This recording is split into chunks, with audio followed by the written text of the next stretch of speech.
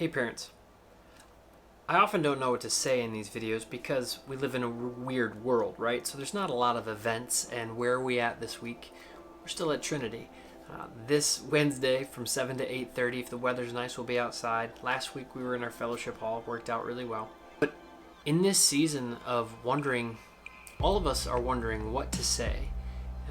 We all have our opinions and our beliefs on what is right and what is wrong, and what sources we can trust and what sources we can't.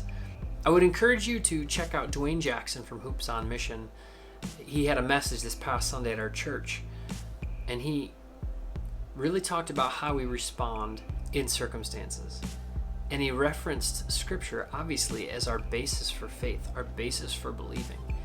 The more time I spend in this, the less time I'm worried about how to be the perfect parent. The less time I'm worried about having all the right answers, both for students or parents or anybody that comes to our church.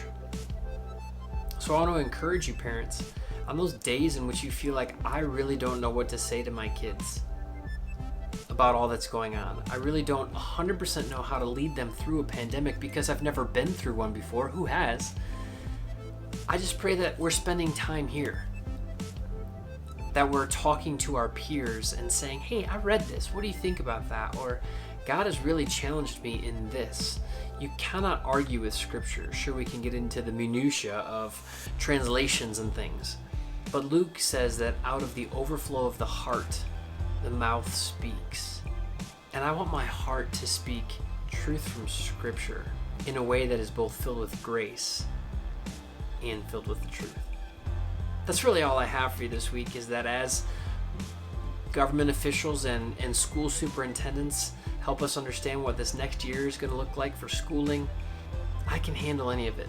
I can respond to any of it the right way if me and God are close. And the only way that happens is through practice, through talking with Him intentionally, and through spending time in His Word. I would encourage you, download the Bible app. Pick a plan to read with your students if they're old enough to read. Mine are not. Spend time as a family in prayer. It's something I want to get better at. My wife and I talked about it last night. We really want to work on that with our kids, but they see what you exhibit more than what you tell them to do. We all know that. So let's show them what Jesus looks like and what it looks like to spend time in the Word. Only other announcement is that in 2 weeks, August 12th, we're going to do some baptisms. Hop in a pool across the road, do some baptisms, and then come back to the church. If it's something you know that your child might be interested in, let us know. Hopefully you guys have an awesome Monday. Take care.